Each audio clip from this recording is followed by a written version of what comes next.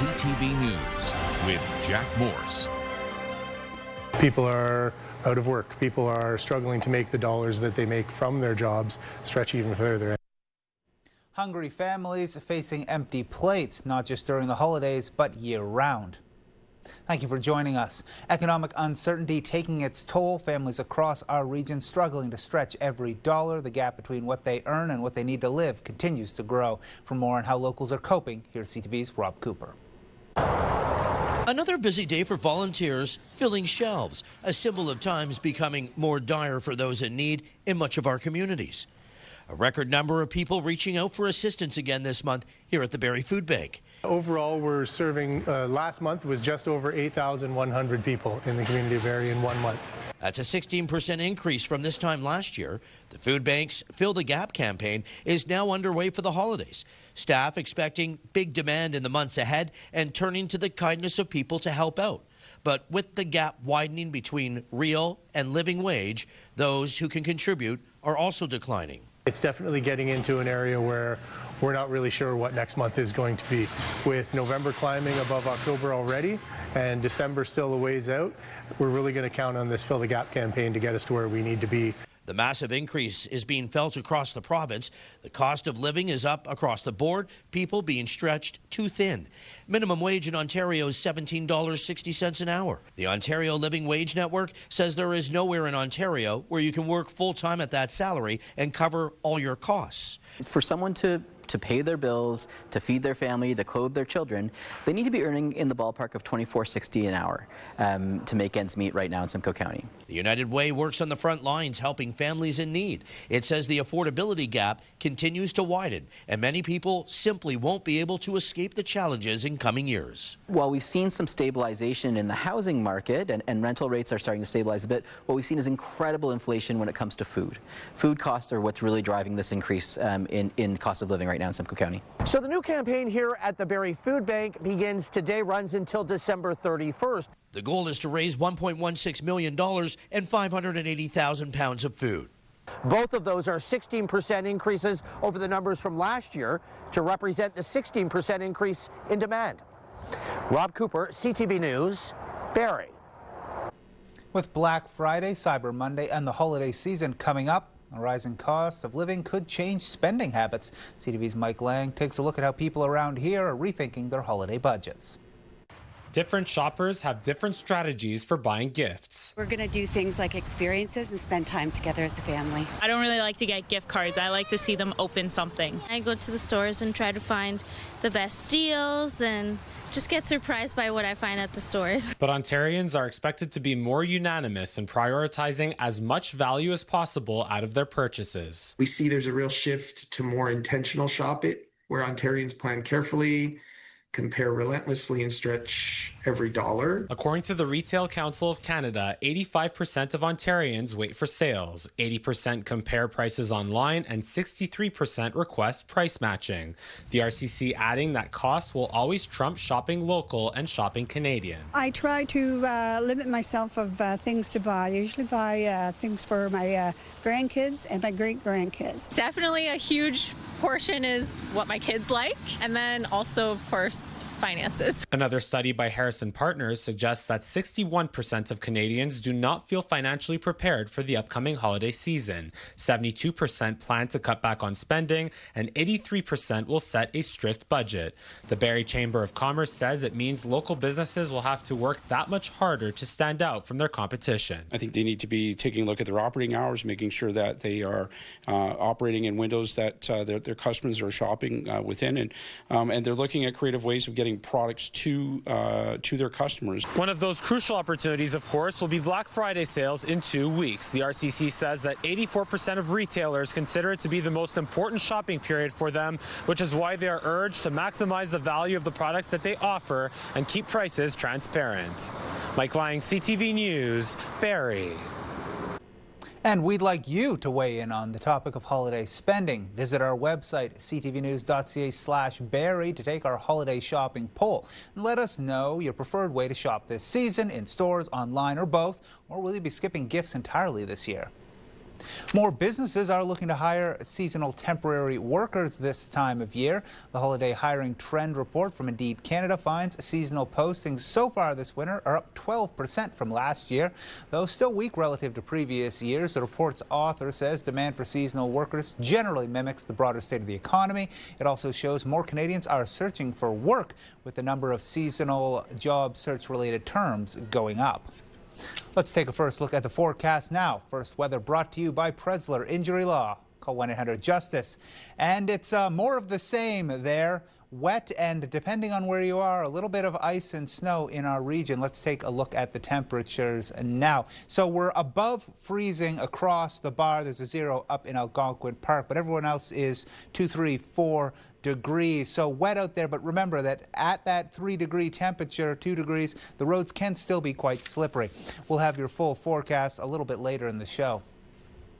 Canadian households aren't expecting much relief from the federal government's budget, which is expected to come up for a third reading when the House resumes next week. That according to a new Leger poll, which shows 30% approve of last week's federal budget, 15% think it'll benefit them personally, 32% expect a negative impact. The budget earned some praise for its economic measures, but fell short on affordability. Barrie Council has endorsed the first 2 parts of Mayor Alex Nuttall's 2026 budget. The operational budget is once again holding steady, no increase there. Capital spending is set to rise by 2%. Barrie Mayor Alex Nuttall says it's required for renewal work. There were a few minor amendments, including money for event safety, but the budget passed unanimously. We've seen a ton of these investments in the physical infrastructure and pipes and roads, and we've been able to hold the city operations to a 0. And if you look across the province of Ontario in terms of our cities, I think you'll see that we are the lowest amongst our peers, and that's because we've done a really good job at financial management here. We're still waiting on final numbers for service partners. Budget for police are going up 8%, library 2.5%. The County of Simcoe and the Simcoe-Muskoka District Health Unit have not made their budget presentations yet. That's expected near the end of the month. Deliberations continue until December 10th. A Barrie courtroom today. A man found guilty in a fatal impaired crash in Wasaga Beach heard his sentence. CTV's Mike Arselides reports. Mr. Dance, do you have any comment today? In no mood to talk, Jefferson Dance hurried into the Barrie courthouse where he was sentenced to 8 years in prison for killing 62-year-old Jim Lynn along Mosley Street in Wasaga Beach, April 9th, 2022, in a horrifying crash. The court heard Dance while behind the wheel of his Tesla Model Y reached a top speed of 196 kilometers per hour, with between 3 and 4 times the legal limit of alcohol in his system. He crashed into the back of Lynn's Nissan Juke while Lynn was delivering pizzas in town just before midnight. Lynn's family, grateful Dance has been sent to prison for senselessly killing him. Almost 4 times the speed, 4 times the alcohol. His age, he's old enough to know better. But that's the way the justice system works. I'm glad he got 8 years. At least more people are going to be safe for a few years. In his sentencing decision, Justice Mark Edwards said the result of Dance's actions was a totally needless and avoidable tragedy following a night out drinking, calling the speeds Dance reached while driving his Tesla almost unimaginable, saying Dance is an intelligent man who, quote, knew what he was doing was wrong in so many ways, adding, it was pure happenstance he did not kill multiple people that night, saying the 48-year-old did not have a momentary lapse of judgment, as the defense suggested. I feel that Jefferson should have opted out for a ride home, and he didn't, and he got what he deserved. The defense sought a 4 to 5 year sentence, while the Crown asked for 10 years behind bars, citing Dance's egregious driving record that included drunk driving and several speeding convictions. The defense had suggested a defect in Dance's Tesla led to a sudden acceleration prior to the crash. The judge did not accept the defense's theories. Dance cried in court before being led away in handcuffs. We'd just like to say that today is the day for reflection, and our hearts and minds go out to the family. Lynn's family remembering him as a loving brother, uncle, and stepdad who went out of his way to help others, including driving people home safely from the bar. He loved us so much. There's nothing I can say, but he loved us to the moon and back. Following his release from prison, Dance will be banned from driving for 15 years. Mike Arselides, CTV News, Barrie. Meanwhile, jury deliberations are underway in the trial of Jeff Cohen, the 49-year-old man accused of being part of an art fraud ring.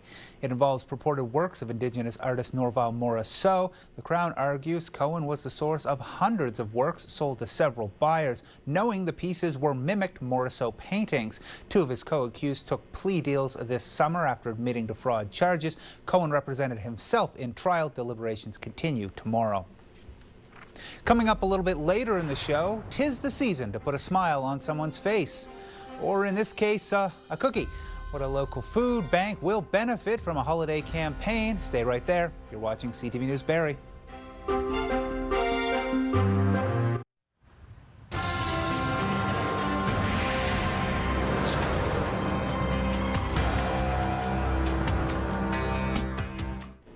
York Regional Police have made multiple arrests in connection with an August home invasion that left a Vaughan man dead. CTV's Janice Golding brings us the latest. 5 arrested, another on the loose in the murder of Abdul Alim Farouki, a 46-year-old father of 4. Those we've arrested in this case were out on a release order or probation, which once again highlights why police chiefs across the country, myself included, remain adamant that changes need to be made to the system. Police say at 1 a.m. August 31st, 3 males arrived at Farouki's Vaughan home in a stolen car, forced entry into the house and shot Farouki to death in front of 3 family members. We believe the address was targeted. We believe it was a robbery, and they were there for monetary gain. Among those arrested, 26-year-old Amir Wia Mohammed Abumaid, whose charges include first-degree murder and robbery with a firearm, a man CTV News has learned was out on probation. At the time of the homicide, Mr. Abumaid was out on 4 separate forms of release. I'm incredibly disappointed that dangerous criminals are continuously released back into the community, only to reoffend and re-victimize the public. Police have also received special judicial approval to release the name and image of 16-year-old Jayshawn Williams, who is wanted for first-degree murder and robbery with a firearm. If anyone is sheltering or hiding Jayshawn, understand this is a criminal offense. And if the evidence supports your involvement, you will be arrested and charged. Today, the victim's brother thanked police for their work in apprehending the suspects, saying in a statement, "We hope they are held accountable for their actions and not released into the public. We need to ensure Canadians feel safe in their homes, and no other family should experience the nightmare we've been living since August 31st. Our thoughts are with all who are grieving this tragic loss." 2 other adult males were arrested and face charges which include accessory after the fact and possession of property obtained by crime over $5,000, along with 2 16-year-olds who can't be named. In addition to those currently facing charges, police say there are other outstanding suspects who have yet to be identified. The investigation continues. Janice Golding, CTV News. A massive amount of illegal cannabis destined for the UK has been seized at the border. Agents stopped nearly 3 metric tons of weed from being smuggled out of the country. The drugs were found in 2 separate shipments with bundles of lumber and paper towel rolls. Cannabis seizures have skyrocketed in recent months. About 17,000 kilos were seized in all of last year, while almost twice that's been seized in the first quarter of this year. A groundbreaking ceremony for a major battery storage facility in Eastern Ontario today, expected to be announced as one of Mark Carney's major projects. CTV's Queen's Park Bureau Chief Siobhan Morris has more.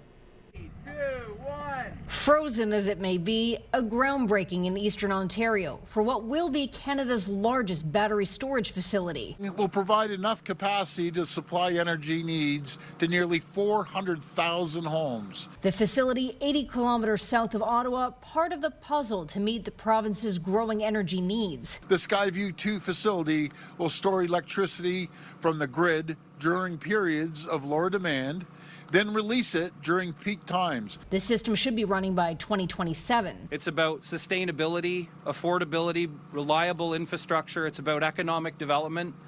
It's about powering and empowering our local economic future. A proposed nickel mine north of Timmins appears to be a step closer to the finish line.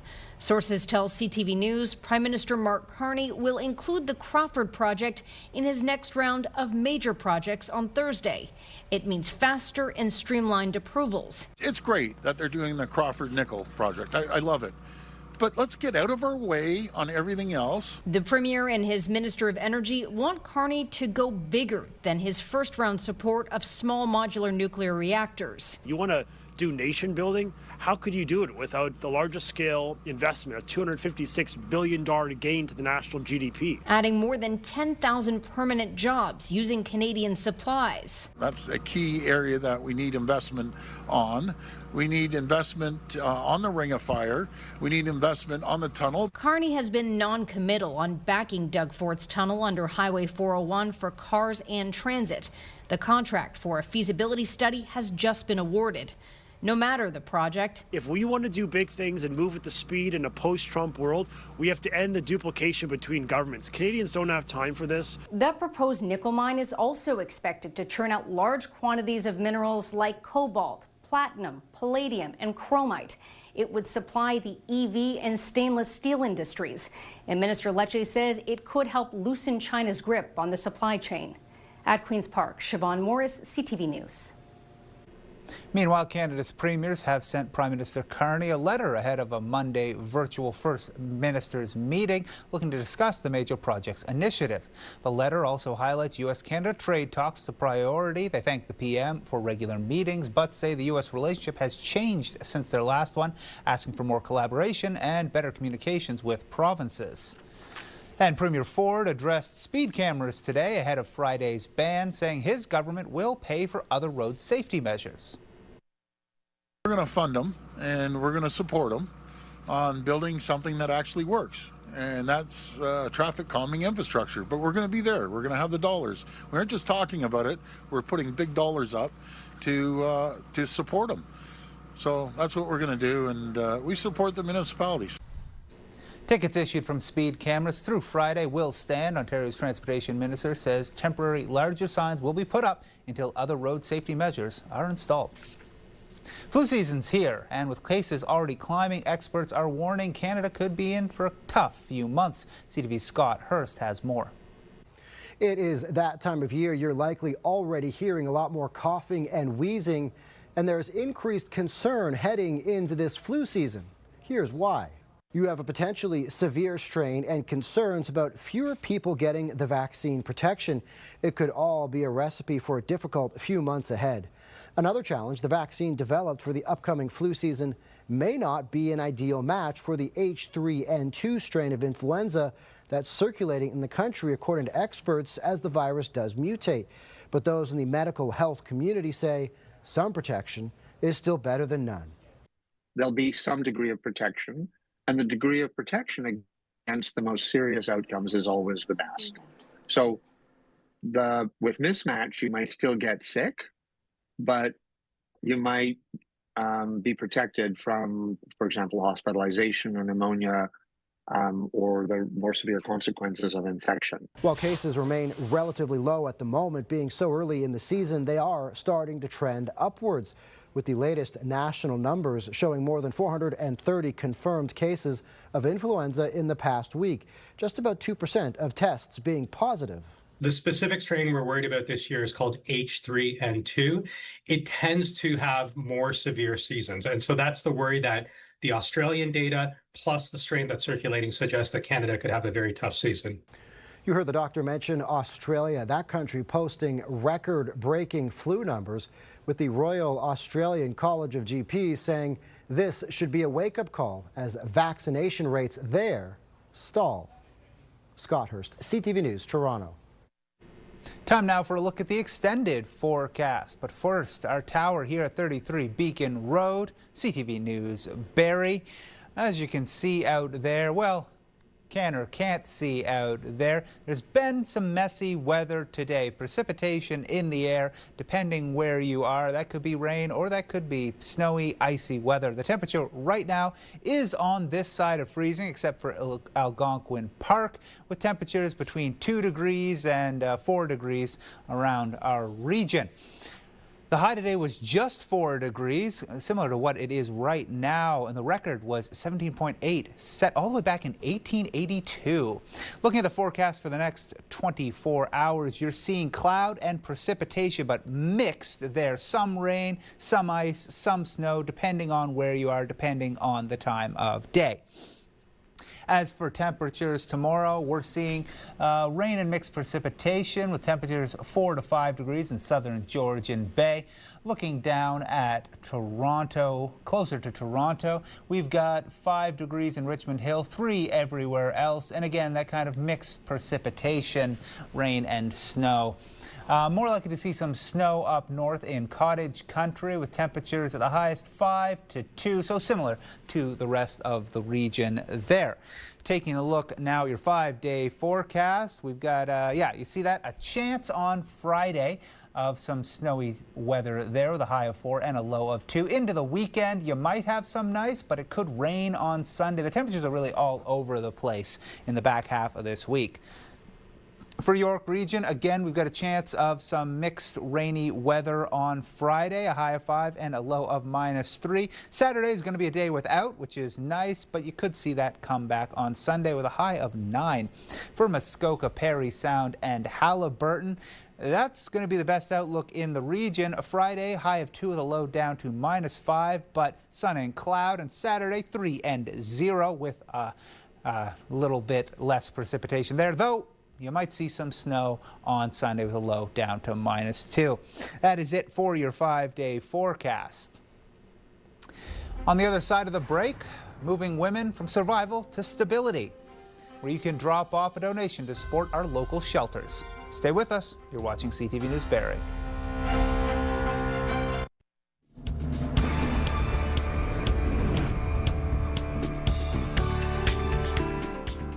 Thanks for staying with us. Let's take a look at what's going on around the region. While you might be looking ahead to Christmas, not everyone is. But one community group in Innisfil is trying to make sure that everyone can. Try and get the word out to as many people as we possibly can that we've started and that Christmas is coming. Community for Kids help between 200 and 250 families in the town be able to afford food and toys. With 500 Santa lists so far, volunteers and donors make Christmas possible for families in need. Families that are underemployed or unemployed are really struggling in particular. If they have sick children, if they have health issues, they're really feeling the pinch of high rent, high food costs and that kind of thing. So we want to be there to let them know that they're not alone in all this. And we want the children to have a very special Christmas. They live very stressful lives, and we want them to feel that relief of a family celebration. We are just so grateful to have so many caring individuals that look out for our community. It's like a giant hug at Christmas time, but also all year round. And they give of their time, and we can't thank them enough. Those donation bins you see there have been set up around town, but you can also give cash through their website. Baking a difference in Barrie, one smile cookie at a time. Smile cookie. Our Sarah Freemark was on the front lines of the launch of the Smile Cookie campaign this year. Proceeds support the Barrie Food Bank and Tim Hortons Foundation camps. As food insecurity grows in our region, this national fundraiser takes a bite out of it. For the month of October, we had 8,136 visits, and that is up 16% over last year. And so we're seeing a growing number of families and seniors and first-time users using the food bank. Nobody ever thought that they would need to use a food bank until they do. Especially at this time of year, the food bank, this is extremely important. I think for all community members, business owners, why not, especially the Barrie Food Bank. We're very, very happy to be a part of it. Money raised from all 26 Tim Hortons in our area will help the food bank meet its goal of $1 million in fundraising or beat it. The campaign runs from Monday to Sunday.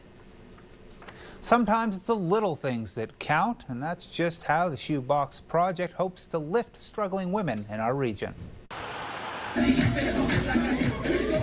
I'd like the opening of the campaign past Saturday here. We had a lot of boxes came to us, so it was an amazing celebration, and we are supporting each other in the community. This volunteer gift drive, now in its 12th year, is once again collecting items to support women and gender diverse people experiencing or at risk of homelessness. Donations include everyday essentials, small luxuries, and each box carries a personal message. Let's take a look at this box. This box is really good, nice and full. Sometimes, you know, all we think about is the shelter, and then it's those women who have fled abuse or substance abuse or whatever it is that has driven them to the situation that they are in. And we just wanted to make sure that nobody is left forgotten or left behind. Donations for the Simcoe chapter holiday campaign can be dropped off until December 13th. The Center for Seniors program's back in its 5th year at Bracebridge Library. The initiative connects community members with seniors from local retirement homes and the South Muskoka Memorial Hospital for people to give a gift to those who might not be able to see their loved ones during the holidays. You can pick up a wish list from the library's tree, buy a gift, wrap it, and return it by December 12th, a way to show our seniors they're not forgotten this holiday season. The Georgian Triangle Humane Society is offering financial assistance to some pet owners for programs like low-cost rabies and microchips. The GTHS low-cost rabies vaccine is around $30 and a microchip around $35.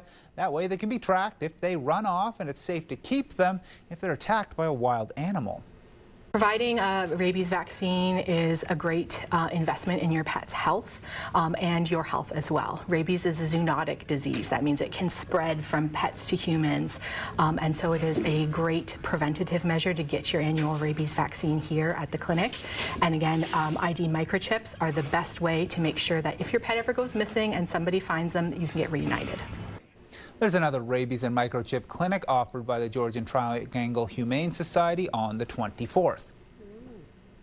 And the 6th annual Winterfest at Canada's Wonderland begins Saturday. The park in Vaughan has 7 million twinkling lights, more than 40 holiday attractions. You can skate, decorate cookies, enjoy live music, watch the nightly tree lighting, enjoy the rides. Winterfest runs, select dates until January 3rd.